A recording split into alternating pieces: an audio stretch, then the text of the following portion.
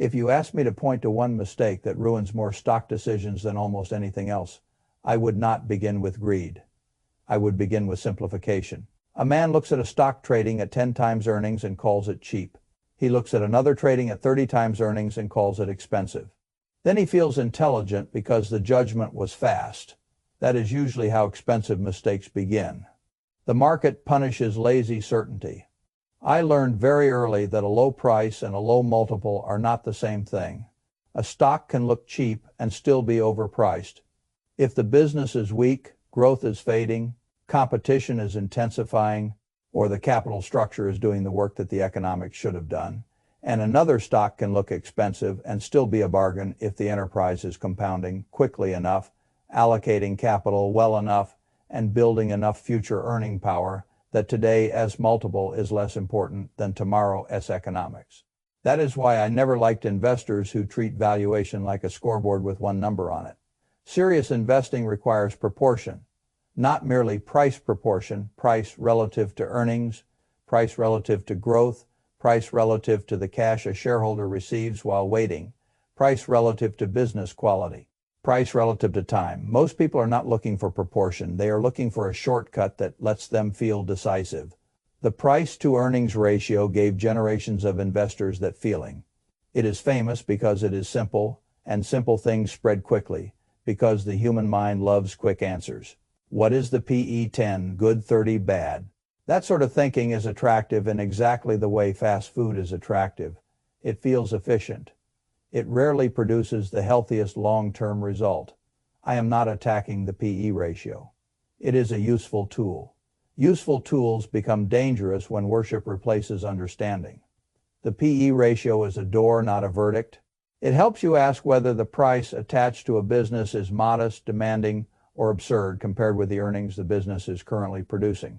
That is a good starting question. It is not the final one. If a company earns $3 per share and the stock trades at $30, the PE is 10. That means you are paying $10 for each dollar of earnings. That sounds neat. And in a narrow sense it is neat, but neatness can be deceptive. A business that earns $3 today and will earn $6 a few years from now is not the same business as one that earns $3 today and will still be stuck near $3 later.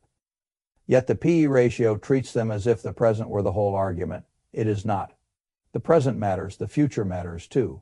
That is why so many investors buy what looks cheap and end up owning disappointment. They bought a low multiple, not a great business. And a low multiple wrapped around a weak future is not value. It is often a warning sign. I think one of the best habits an investor can build is suspicion toward easy labels: cheap, expensive, safe, growth, value. These words can be useful as shorthand, but they are terrible substitutes for thinking. A business does not become attractive because it fits a label. It becomes attractive because the relationship between what you pay and what you get is favorable.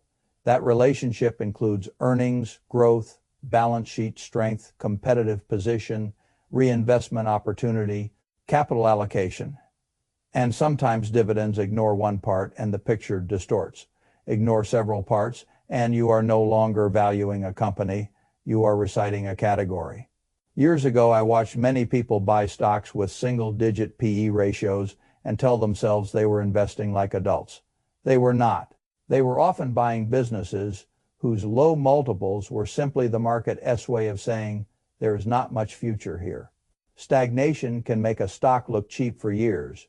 Bad management can make a stock look cheap. Capital intensity can make a stock look cheap. Industry decline can make a stock look cheap. Balance sheet trouble can make a stock look cheap.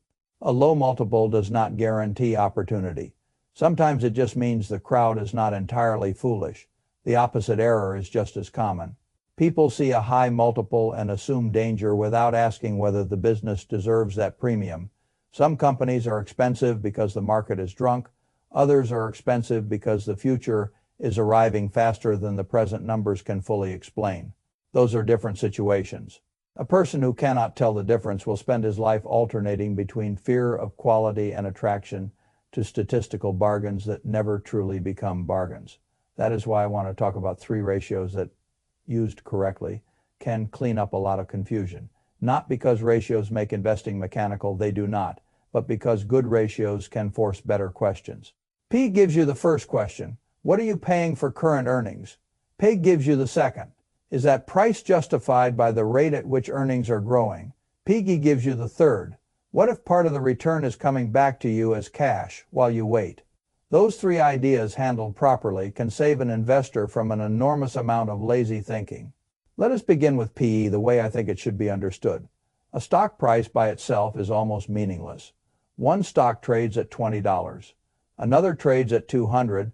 That tells you nothing useful about value. Price alone is costume. You need to know what sits underneath it. The price-to-earnings ratio solves part of that by comparing the stock price with the earnings per share. If a company is priced at $30 and it earns $3 per share, the PE is 10. You are paying $10 for each dollar of current earnings.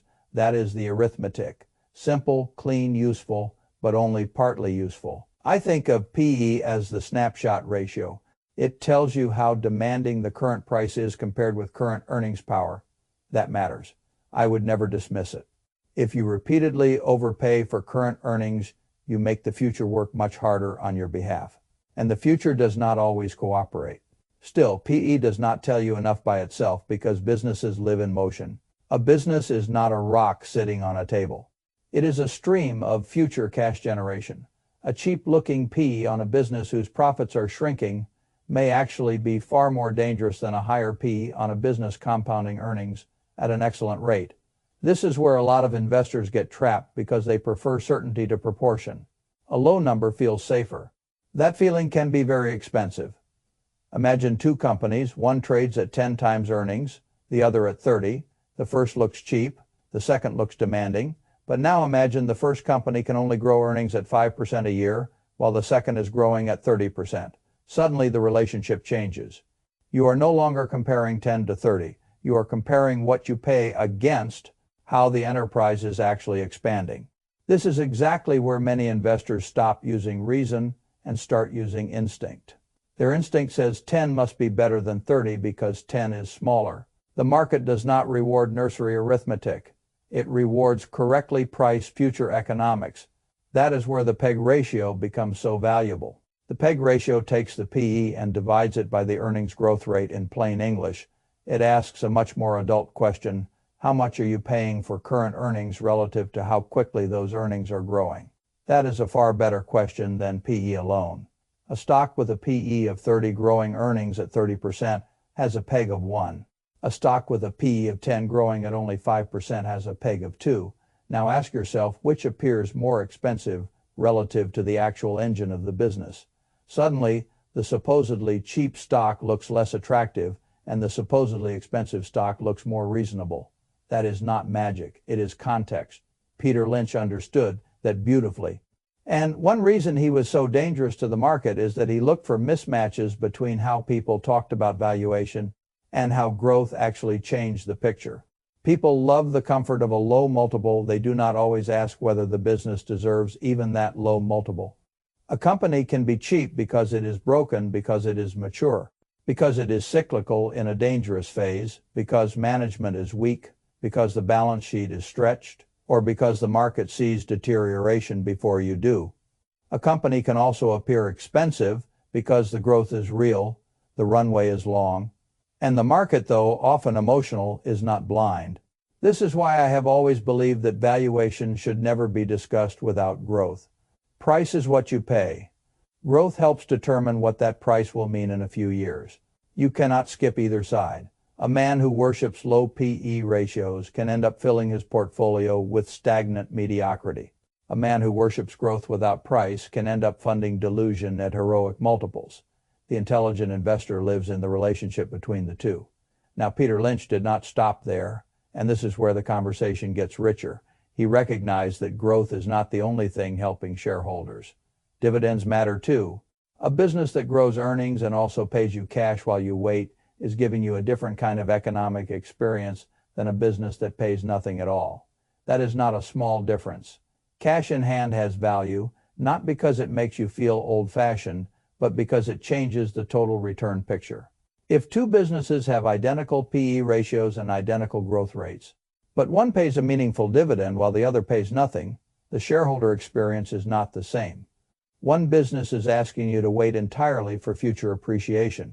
The other is paying part of the return in the present that deserves recognition. This is where PEGY comes in. Take the PE ratio and divide it by the growth rate plus the dividend yield. Now you are not only asking whether price is justified by growth, you are asking whether price is justified by growth plus current cash return. That is a much fuller lens. Suppose a company trades at a PE of 30, grows earnings at 30%, and pays a 3% dividend.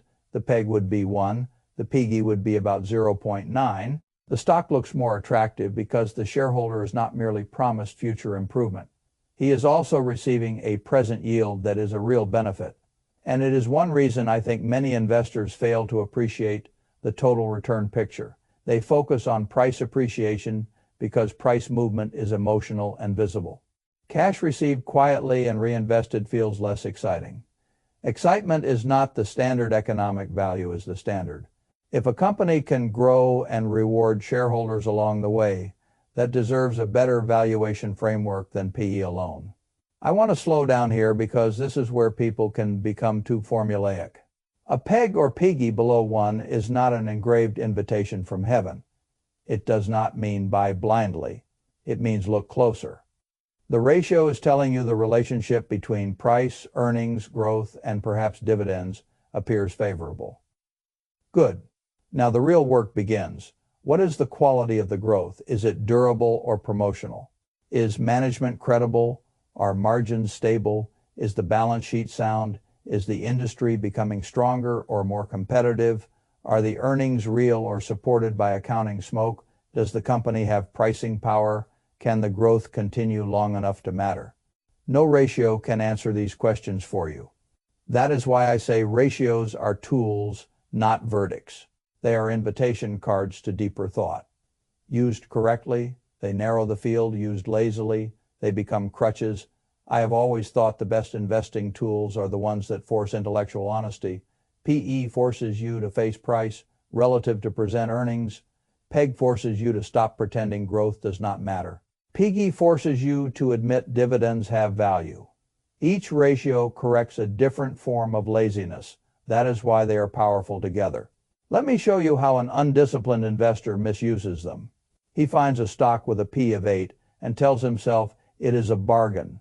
He never asks why growth is dead, why the market is skeptical, or why the balance sheet is ugly, or he finds a glamorous company with 40% growth and a P of 70, computes a PEG below 2, and convinces himself any price is fine because growth is strong. That is just as foolish. The ratio is not there to rescue you from judgment. It is there to discipline judgment. Serious investing is never a formula with the humanity removed. It is a process of seeing relationships clearly enough that you can think rationally while others are clinging to slogans.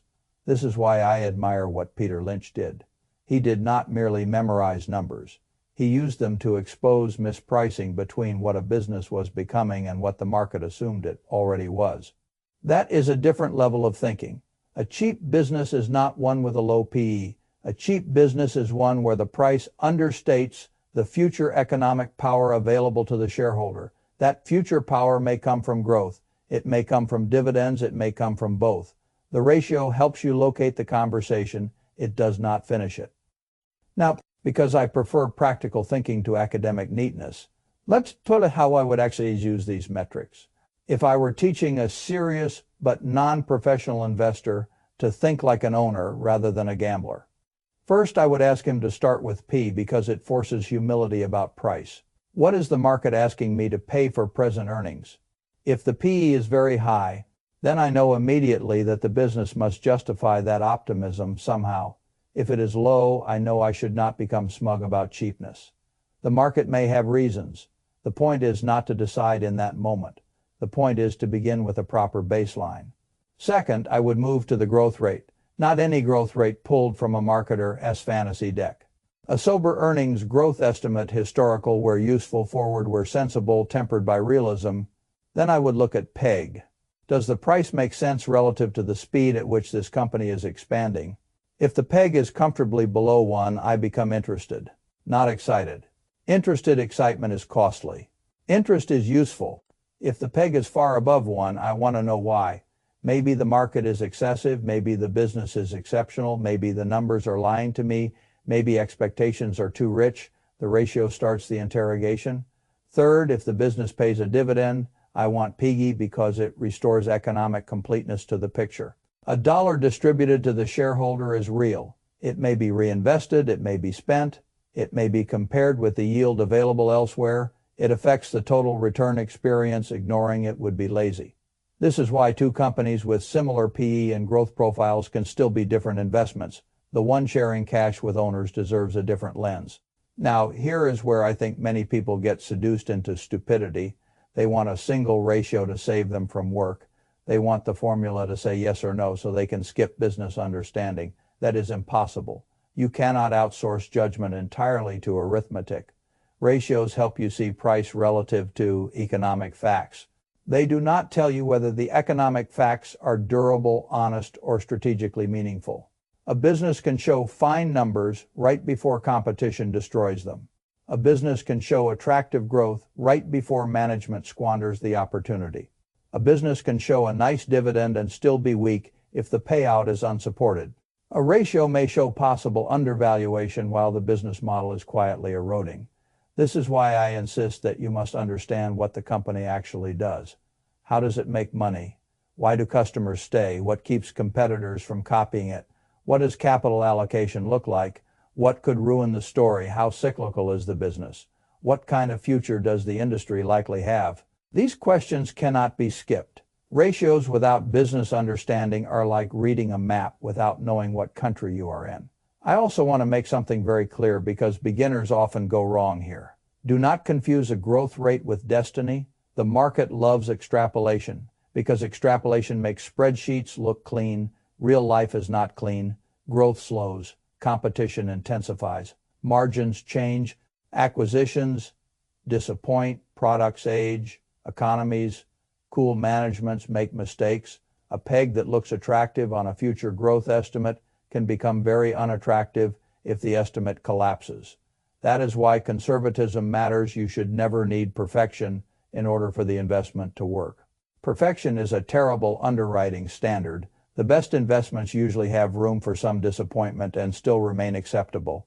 That is true in business buying just as it is in stock buying. Now, because the reference you gave centered on Peter Lynch, let me say something about what made his thinking so powerful. He respected numbers, but he never treated them as detached from the living reality of the business. He understood that valuation was not a one-dimensional exercise. A stock with a modest multiple and poor economics could be a trap. A stock with a higher multiple and excellent economics could still be cheap relative to its runway.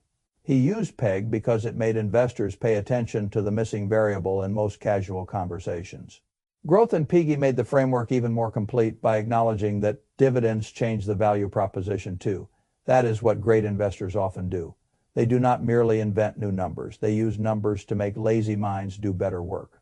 I think every investor should ask himself an uncomfortable question.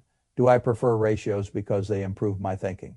Or because they allow me to feel analytical without truly understanding the business? That question separates adults from children in finance.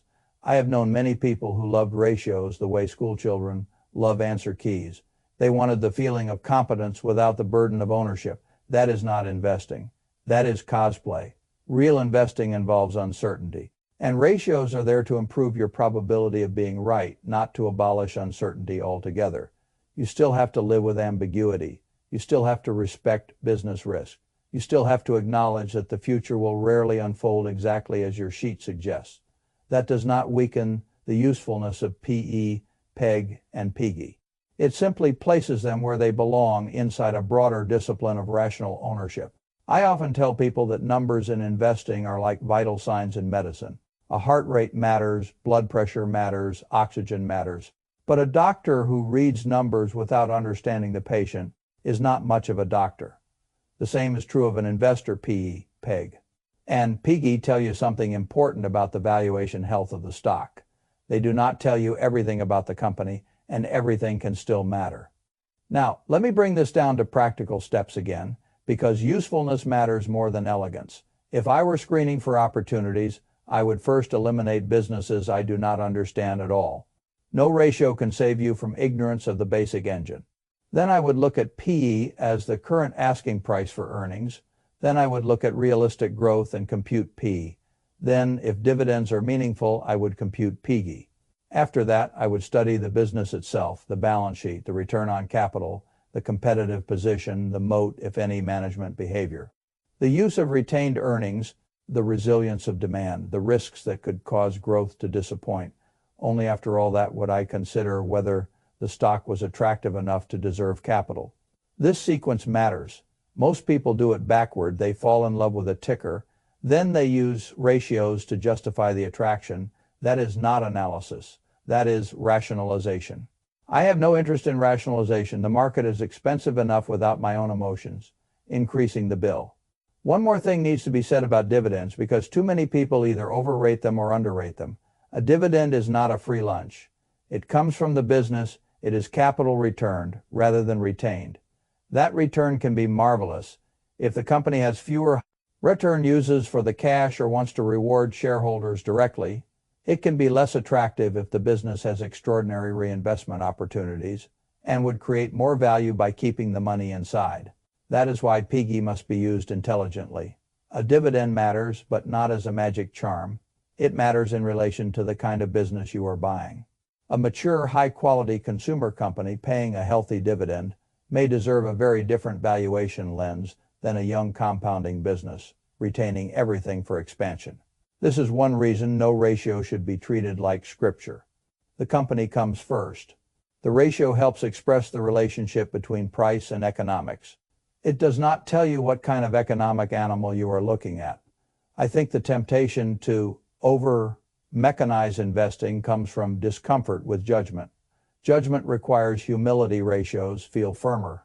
But the truth is that the best investors are neither poets nor robots. They are disciplined interpreters. They know when a ratio is illuminating and when it is merely tempting them to oversimplify. That is what I would want any serious investor to become. Not someone with a calculator alone, but someone with a calculator attached to a sensible brain. So if you ask me to summarize what PEGY and PEGY really taught me, I would say this. PE taught me that price must always be respected. PEG taught me that growth can change what price means. PEGY taught me that shareholder cash return changes the picture too. And business analysis taught me that none of those ratios can think in my place. That is the whole framework. Price, growth, dividends, business quality, all held together by judgment. That is much more valuable than any one metric. The world loves simple formulas because formulas feel transferable.